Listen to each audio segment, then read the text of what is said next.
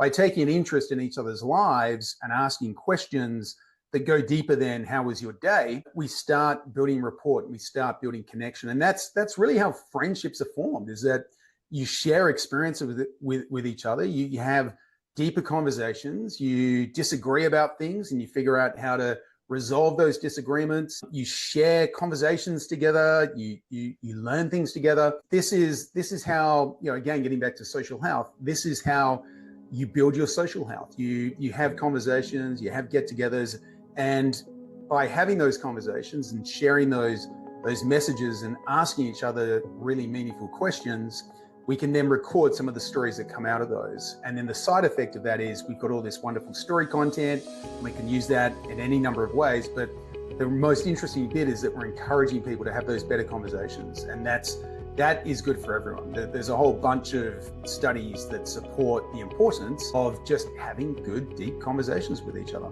Yeah.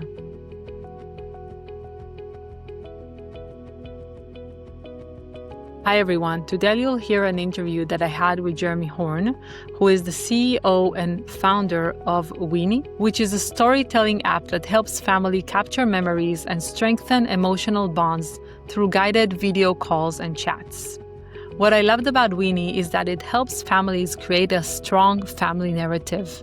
If in the past in our society we knew what we belonged to, whether it was our village, our family, or a specific religion, nowadays that belonging aspect is missing, and it causes a lot of issues for children and families. I believe that creating that strong family narrative and connecting our children to their grandparents and to their family history, to their family values, is something that can really help children navigate in this world where there is no clear moral compass and there is no clear moral guide. We want their moral guide to be based on our own values as a family. So I really love this idea of the Winie app, which helps us do exactly that in a fun and easy way. I hope you enjoyed this episode. Here it is. Welcome back to the Parenting Wisdom Podcast. Today I have Jeremy Horne with us, who is the founder and CEO of Winie, which is a storytelling app. I would love to hear all about that. But first, Jeremy, please start by introducing yourself and telling us a little bit about who you are and your work. Yeah, of course. Well, first of all, it's a pleasure to be here. Thanks for having me. And look, the background to Winie is I've been recording people's stories since I was a kid. Essentially, my dad came home one day in the 80s with a great big VHS video camera, and it was about as big as me, so it was quite hard to pick up and lift and use. But it happened to coincide with my grandparents coming over from Manchester in England to spend some time with us over in Perth, Australia, which is a very secluded city and a long trip. And so I'd use this video camera for all sorts of things that weren't particularly useful. I'd just kind of been playing with it. But I did do one thing that turned out to be very, very useful and became a very precious part of our kind of digital family resources, where I asked them questions about their history, my family history, what my mum was like as a kid, what was it like back in the olden days? Because when you're a kid, especially with that generation, I mean, they really were around at a time when things did kind of feel like everything was black and white and everything felt like the olden days. So it was really interesting having that first person connection with them and the lives they had lived, and especially when they talked about their parents and their grandparents, because at that point you're getting back into the 1800s, and it was just so difficult to kind of fathom life before cars and before electricity and all of these things. So I captured some of that on camera, and then over the years I had more interviews, mostly with my nana, who's actually called Winie, which is why I've called the app Winie, because she was an amazing storyteller and the very first person that I ever interviewed doing the video interviews back then. So anyway, that's kind of where I've got to with Winie. At some point I started having more conversations with friends and potential investors, and some of those people then decided to invest, and collectively we turned it into a company called Storopedia. And our very first app, which is built on our Storopedia platform, is the Winie app. And we've got all sorts of plans, but right now we're focused on developing stronger family and friend connections and relationships. And there's a whole number of reasons why that's important. But if you kind of bind it all together, it's all about building legacy, building rapport, building stronger connections within families, And it all kind of falls under this banner now of what's termed as social health, which is just a really nice descriptor for essentially what we're seeking to do through Storipedia and the Winie platform. So anyway, there's me in not so much of a nutshell. So back to you. That's awesome. No, I think this is so important because, kids nowadays, they really have no clue that the world 20, 30, 50 years ago was completely different from what they know right now. And they just take it for granted. And I think we, as their parents, we sometimes neglect telling them, we don't mean to, but we're just so busy, dealing with our day-to-day life that we don't think about how important it is for them to know where they come from, for them to know the story of the family and the family narrative. And how things were actually very different just 50 years ago. Yeah. And we sometimes take for granted the freedoms that we have right now, which people didn't have back in the day.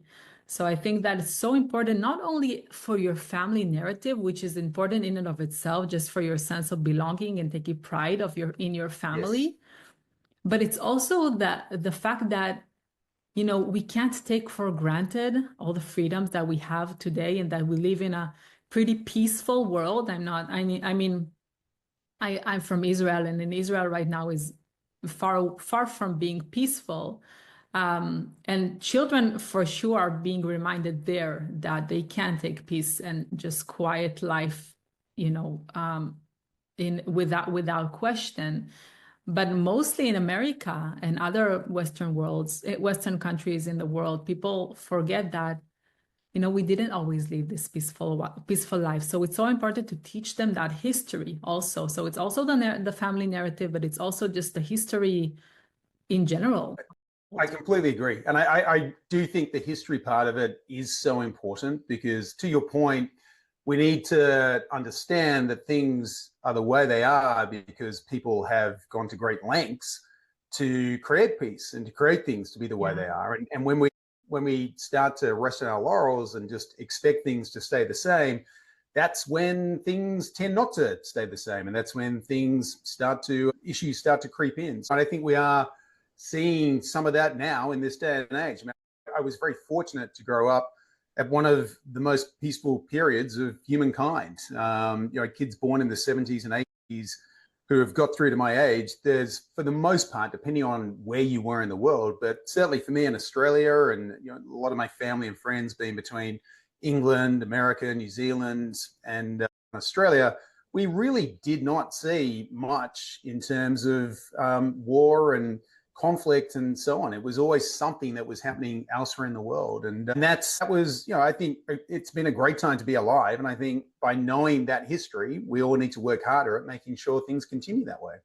Yeah, we can't just take for granted that we live like this, right? People worked and fought hard for us to have the privileges that we have right now. And I think especially for our children that are like 2 generations or 3 generations after that, it's important to instill in them that narrative and have them know that this is where they come from, and they still need to be aware of that history and how important it is. Well, it's interesting because one of the use cases for what we're doing with Storipedia and the Winie app was I was talking to a guy who comes from a family who have been a wealthy family for several generations. And he was saying that he's very interested in using it to make sure the essence of what the family stands for is understood by those future generations. Because the classic story is the 3rd or 4th generation inherits all of this wealth and they inherit the business and so on, but they don't really have the context and the understanding of what it is they've inherited.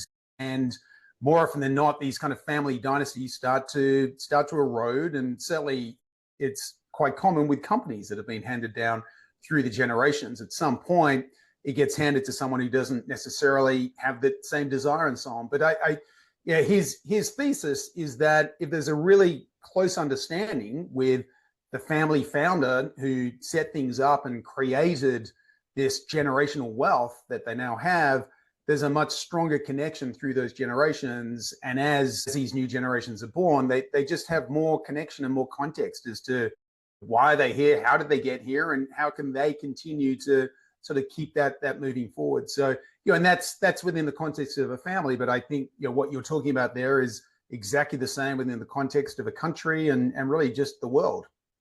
Yeah. And when I was thinking about your app, I thought a lot about social media, how kids nowadays, they use social media and they record themselves, they make videos of themselves, but they don't realize how these videos can go to the wrong hands and can be manipulated, especially with the age of AI, and how an option like that can keep, our information, our videos, our stories in a more intimate group. And we won't have that danger of our stories leaking out to places that we don't want them to. And me and my family, we communicate through WhatsApp, which you can also use, you could put videos there, of course, and upload. So how is your app different from social media or from an app like WhatsApp, for example? Yeah, so a few different reasons. So WhatsApp is great for setting up groups and communities and bouncing around everyday communication. So I would say it's a generalist platform for communication, and it does it really well as a general platform. So what we're doing is building a specialized platform that has a whole bunch of kind of nuances around life storytelling, sharing those stories, encouraging each other to have better conversations. So we provide prompts that would know the relationship. Let's say I'm having a chat with my dad or texting my dad. It would prompt me and say, hey, why don't you ask your dad about this? And it could be as simple as, Dad, share the story of how you met Mum. Or it could be something like, what's something you've learned in your life that you would like your future family to know? So it's prompting conversations that are essentially what I call these short life stories, and then allowing us to save those stories and then surfacing those up to the rest of our family. And it does things like it can group them together. So for instance, you'll have a section which is all about life tips and life lessons. And so you can go in there and you can hear from not just your family, but you can hear from your friends. And depending on how wide you want to sort of open up that bubble, you can, and this is where it kind of becomes what I call the Wikipedia of human stories. So when we talk about Storypedia as a platform, it's all about connecting people through human stories, and not just with each other, but with places, with experiences, with things. So as an example, my mother-in-law has a house that's absolutely full of all sorts of antiques and things that she's collected over the years.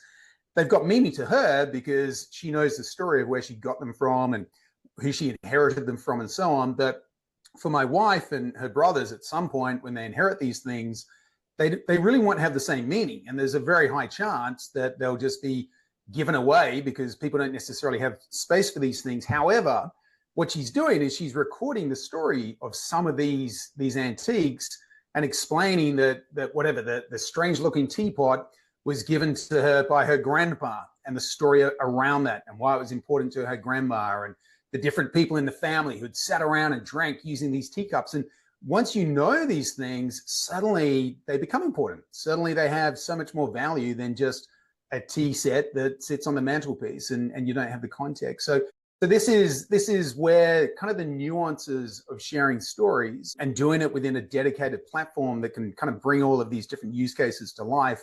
This is really our focus. So like I said, WhatsApp and various tools like that, YouTube, wonderful tool for sharing videos, but they're very generalist platforms, and they don't allow you then to have very specific experiences. And also, from what I understand, your platform it's private. I mean, you can you can share it with whoever you want, but generally it's private. Your stories don't go public. Exactly, unless you want them to. Yeah, so you've got the choice. I mean, you might share some life wisdom and say, actually, I'm happy for the world to get access to this. But the goal is you've got different kind of bubbles within the app. So you've got your family bubble, and you got your personal bubble, and you got your friends bubble, and then you've got access to everybody's. But most of what we tend to use it for is within our family bubble. So anything that I record, and my dad, my sister, and our extended family, we all get to see it. And we were talking offline earlier, we're now exploring all sorts of different ways that we can then use that content to surface it up. So, as an example, I've got an iPhone, and my iPhone puts together these videos based on the photos that I've taken, and they're really nice. I can sit there and I can kind of relive that moment based on these moments that they've compiled together. And we're looking to do similar things. So as the family have shared different stories, then we would compile together life tips from the family or experiences with the family, or it could just be a story about how your parents met and how your grandparents met and things like that. So, so it's all about, one, capturing the content. And this is important, actually. The capturing of the content is the bit that, for me, is the most important piece, because what I don't want Winie to feel like is a legacy platform which has this kind of sense of being YouTube for dead people, where it's people who've recorded stories so that when they're no longer here, you can then watch their videos. That, I think, is just, it's a really nice side effect. And I've got a very personal use case in that I can do that now with my mum, who passed away a couple of years ago. But what I'm more interested in is the conversation that happens to be able to capture those stories. So by taking an interest in each other's lives and asking questions that go deeper than how was your day, we start building rapport and we start building connection. And that's really how friendships are formed, is that you share experiences with each other. You have deeper conversations, you disagree about things and you figure out how to resolve those disagreements. You share conversations together, you learn things together. This is how, again, getting back to social health, this is how you build your social health. You have conversations, you have get-togethers, and by having those conversations and sharing those messages and asking each other really meaningful questions, we can then record some of the stories that come out of those. And then the side effect of that is we've got all this wonderful story content, and we can use that in any number of ways. But the most interesting bit is that we're encouraging people to have those better conversations. And that is good for everyone. There's a whole bunch of studies that support the importance of just having good, deep conversations with each other. Yeah. And I think that's that completely opposite from what's happening right now with texting or just scrolling on social media and seeing, really short form videos that the whole intention of them is to just grasp your attention and keep you on the app as much as possible. Yeah, and isolated to a large extent. I mean, when you got the phone, you're sat here and you're staring at the phone, you're not making eye contact with each other, and just even making eye contact. Again, like we already know these things. We don't need studies to tell us the importance of having eye contact and conversing, but studies do tell us that there are all sorts of endorphins and different positive hormone responses that happen when you're looking people in the eye and you're spending time with them, however you want to spend that time. So yeah, you're absolutely right. Anything that we can do to get people's heads out of phones and back to speaking with each other, we know it's a good thing. Yeah, absolutely. And I think that also another difference that just comes to my mind is that when you're on the social media platform, mostly you get like dopamine hits all the time. Like it's a dopamine hit after dopamine hit by just sitting and doing nothing. Right? Yeah. Just scrolling mindlessly on your phone. And when you really come from a place where you have an intention to connect and you're recording something that is meaningful or having a meaningful conversation with somebody, it's less about that dopamine hit. It's more about a really much more deeper satisfaction that you get from that human connection. And that's much more powerful than it is. Yeah, it is. Short dopamine hits that you get that are very addictive, but eventually what makes us happy and what makes our life meaningful is having those deep, meaningful conversations. Well, and generally speaking, the best things for you and the best things in life are the things you work for. So it's, it's like, again, that analogy of, we look at social health and you've got your physical health and your mental health, but your physical health, there's no real shortcut to physical health. Yes, there's certain things that can kind of enhance the speed at which it can happen, but you still need to go for runs. You still need to do some form of resistance training. You still need to go through the discomfort of doing all of these things that you get the benefits from. And it's the same with social connection. Like, you need to have that slightly awkward getting to know each other period where you walk up to someone who you don't know and you say hello. And for a second there, you're vulnerable. They're they might say, "Hey, I don't want to talk to you." There's all these different things going on, but it's that interaction that you're learning, that social interaction that's building so many things that are just really, really important for us, including the awkwardness and potentially even that cortisol hit that comes before the dopamine of making connection, that slight sense of stress when you are talking with people you don't know, or even talking with people that you do know, but figuring out the art of conversation and learning to be as good a listener as you can be a talker as well. Yeah. Yeah, and I think, nowadays where kids are really interacting much more through the screens, through social media, through video games and such, they're really missing that ingredient of having good social health. And I also want to explain to our listeners who didn't hear the term social health before. Social health is not only to make you mentally healthy. It's actually, research shows that when you have good relationships, then it actually reduces your chances of getting a heart disease, dementia, diabetes, and even makes you live longer.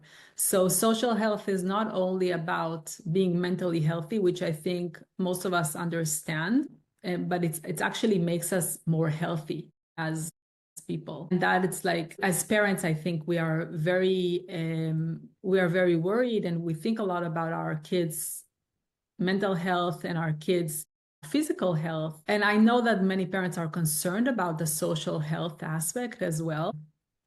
So this can be like a good tool to show, because the screen use can be used for good or for bad, right? We can use it for good things, we can use it for bad things. So maybe we can use their drive to be on the screen instead of social media, video games, and all that, for real connections with their family, with their extended families, with family friends, and so on.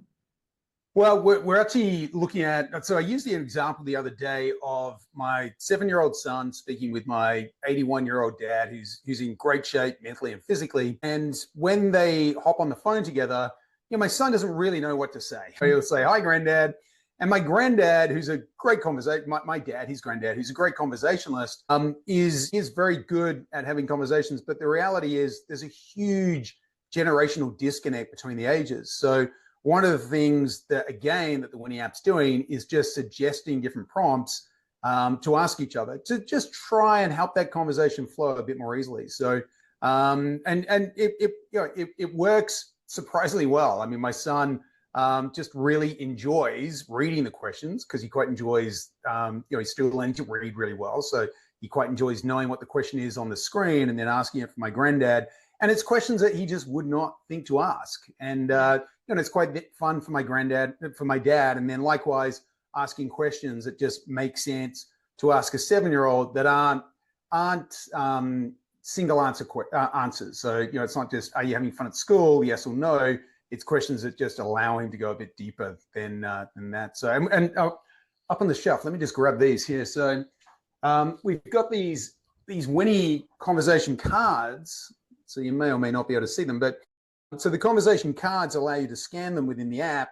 And again, you can then record a story. But what's been really interesting is my son just loves them. So we'll be sitting there at the dinner table and we'll have a pack on the table and he'll say, "Right, everyone stop." And he'll pull out a card, he'll hand out a card to everyone and insist that everyone then answer these Winie cards. And it's a really fun process. It kind of breaks up the meal. And, obviously our family, we all know each other really well, but it's still a fun process going through. And sometimes we'll have friends with us and we'll get to learn a little bit more about them. And you've got the option. You may or may not want to record them. But in my mind, as long as people are having good conversations, getting to know each other, building rapport, then that again is only ever a good thing. Yeah. One of the ways that my kids connect with their grandparents in Israel is on the WhatsApp app. There is an option to just play with the different filters and things. With the filters and things like that? Yeah, filters, exactly, where, they can press on a button and then it looks like they have like bunny ears, or it looks like they're underwater, or like the background looks differently. So I thought that was really cool because the kids get to, they're not interested really much in the conversation itself, but there's Yeah, but not there's the still playfulness about it. it's still a connection, and that's the key. Exactly. It's still a form of connecting, and the grandparents are there and having a laugh at the different filters that are coming through. So all of that is really healthy. I mean, the best thing is getting people in the same room together, but we can't all do that, especially in this day and age. I mean, my family's spread out all over the place. So the reality is that we have to rely on technology to help us do that. And it's great that we've got this tech. I mean, I remember as a kid, we used to, so again, my grandparents being in Manchester and I was all the way in Australia, my mum used to sit me and my sister down and record an audio tape that she would then post all the way to England. And then my grandparents would listen to that and get an update. And then they would record one and send it all the way back to us. So we had this very slow process of updating each other. And occasionally we would get to do a long distance phone call. And this was back in the days when they were not good, but they were very expensive. So you'd be paying a lot of money. I wouldn't, but you would have my dad and my granddad sort of off in the distance saying, all right, that's enough, hang up now, because it's expensive. And they were just poor quality calls. There were lots of long delays and all these things. Whereas now you can have a free video call. I mean, you can literally sit there for free. You've got a video. I mean, the future is here in our hands. And I feel that like it's one of these things that we take for granted and we don't get as much use and benefit out of it that we can. And really my kind of mantra is trying to teach people to use these tools in a way that just benefits everyone. I mean, that's the beauty of social health. Like, unlike going to the gym, it's actually not hard work. Like, you get all the benefits of sitting down, having a conversation with someone, and it's fun. It feels great. It's a very, very small amount of effort to do it, and you get all of these wonderful benefits that just come through connection. And as you say, sometimes it can be uncomfortable just because maybe we're not used to it as much, but it's just worth it. It's worth overcoming that challenge of it being uncomfortable for a few minutes in the beginning. Yeah. Well, and it's just good for us to be uncomfortable. Like, sure. It's one of these things that again, humans have got so good at trying to change our environment to make things as comfortable as possible for us. But now I think we are starting to appreciate how important it is to have a sense of discomfort. Obviously, ice baths have been a big trend on social media, and I don't think anyone can hop in an ice bath without actually filming it and posting it up on Instagram. But it's all of these. It's the discomfort that actually allows our bodies to get stronger. So again, one of my sayings, and I have a whole bunch of them written out that I like to refer to, but one of them is just get comfortable with being uncomfortable. It's again, this is how we build physical strength. You lift weights, you do things, you push your heart rate, you run. When it gets difficult to run, all of these things physically make you stronger, and it's the same mentally as well. Like, you need to put yourself in uncomfortable situations in order to build the strength and all of the good things that come from that. Yeah, absolutely. So can you explain maybe more in detail, if people now want to get the app, is it readily available right now? Where can they find it? How, more of the details of how to use it and maybe what the future holds for it? Yeah, sure. So it is. So we've launched version 1, which we've launched only onto iPhone. So the trouble with apps is if you build a app, what's called a native app. So it's native to either iPhone or it could be native to the Android platform, but you're essentially kind of building 2 apps. And what we wanted to do was really just test what parts of Winie do people really engage with and what parts don't they? And the best way to do that is to launch what's called an MVP, a minimal viable product. So something that you can get into the hands of users, and you want to figure out very quickly what's working, what's not working. So we've launched one on iPhone. We chose iPhone just because we're looking at a slightly older demographic. So our users are typically between 35 all the way up to 75 when we talk about capturing parent stories and so on. And iPhones just skew slightly in favor of that demographic. So we're testing this version of it. We're going to make some updates. We'll release that. We'll refine it over the next couple of months. And then we will launch an Android version so that everyone's got access to it as well. And then eventually we'll also have a web version so that you can start interacting and sharing stories just through a browser as well. And then in terms of what the app does right now, so it's Winie.chat. So if anyone wants to find it on the App Store, Just do a search for Winie.chat. I think you can also just do Winie, and that's Winny. And I'm pretty sure you can just search on Winie these days and it'll come up. Right now, the focus is on family and friends, sharing stories. One of my favorite features, which I think is maybe just buried a bit too deep in there at the moment, so we need to find a way of bringing it to the surface, is what we call story gifts. And the idea of a story gift is once you've connected with your friends and family, you can click on literally a picture of a gift and it'll bring up a prompt, and you can choose any number of prompts, but it'll suggest one. And the idea is it's a prompt along the lines of, what are a couple of the traits about Jeremy that you really appreciate? And recall a time when you saw Jeremy being particularly kind, and so on and so on. So it's just telling something really nice about people that you're connected with and sharing that story about them. And then they will then get a notification to say so-and-so's left a story gift for you, and they can open that up. And it shows that someone they care about is thinking about them, but it goes a step further than that, because it's someone thinking about them and actually just recalling something which is either really nice about them or sharing a memory that they had together. And then as to how this kind of extrapolates over the roadmap in terms of what we're doing, essentially what we're capturing is a whole bunch of data. So the stories are these wonderful stories, and they drive connection because, for all the reasons that we've talked about, but we also now end up with this huge amount of data, which is essentially all about stories that I've recorded about me, my family, and so forth. But you've also got these story gifts and stories that people are telling about each other. So you don't just hear kind of my view of my life and what I'm like told by me, but you also hear my families and my friends talking about me and recalling stories with me. And then we're able to use all of that data to create what we're calling this experience, which is Forever You, which essentially is a digital version of me. It's my voice. It sounds like me.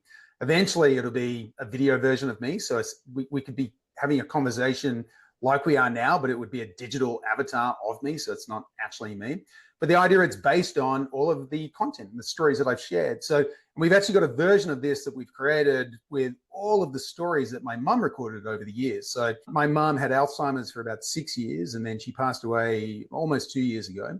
But I had so many stories and recordings of her, just because I'd had this nerdy obsession with recording life stories and asking these questions long before Alzheimer's had come along. And then when Alzheimer's did turn up, I made a concerted effort just to capture a whole bunch more video while we could. So I've got all of this video about my mum. I've got Dad talking about my mum. I've got me and my sister talking about my mum. So all of this creates this data graph essentially of my mum. And we now have a version of her which is based on her voice, where we can chat with her. So you can have a conversational chat where I can say, hey, mum, tell us about one of the biggest challenges in your life. And it will recall that story, but in a conversational format. So it's based on a story that she recorded, but it's now much like we're having now, just without the video. So that's a big part of our roadmap as well, is starting to bring these digital avatars to life, but in a way that they're highly authentic. That's really So one of the things that may be concerning to people is security. Like, how much is there any chance that these videos, these stories can leak out from, or to get to the wrong hands for people that you don't want them to get to? Yeah. So security is an issue, and I mean, the reality is, if somebody really, really, really wants to work hard to break into a database, it's getting harder and harder to stop that. So, I mean, there's been data breaches at all sorts of different levels. So we've got as much security around our database as you can possibly have. And we're also looking at using blockchain to add an extra layer of security as well. But what I do say to people is, obviously never record things that, if it were to end up in the public domain, would create issues. So, whatever, don't pass on banking details to the kids and say, hey, when I'm no longer around, here's all of my banking information and things like that. So we do have a policy of not recording that sort of content. So I'd say it's as stringent as you could expect for any platform, much like Facebook and everything that sits across the meta universe and things like that. But my general policy about security and having highly, let's say, important data online is, I think you need to be very careful about what you share. And I still tell people that with the platform. So use the platform to connect, but don't put content on there that potentially could come back and cause issues. And that's true to any platform. It really doesn't matter which platform you're using. Okay. All right. Thank you so much, Jeremy. This was a very insightful conversation. I'd be happy to share also the link and also the link to your cards, everything that you shared with us. Yeah, perfect. And thanks again for having me on. And I always finish every conversation with just encouraging people to interview their parents, because I'm yet to meet anyone who regrets actually recording stories and conversations with their parents. But I have met a number of people who say, I really wish I'd done it when I could have done it. So obviously Winie is well set up to do that. But if you can't use Winie for any reason, just record them on your phone. Like, we have no excuse these days not to record a conversation and start capturing our family stories. So I'll leave that with your listeners. Yeah, thank you. Thank you so much for that reminder. I definitely needed that, and I'm going to do it myself. So thank you. Good, perfect. All right. Well, look, it's been lovely speaking, and I look forward to more conversations. Definitely. Have a great day. Thanks, Ifra.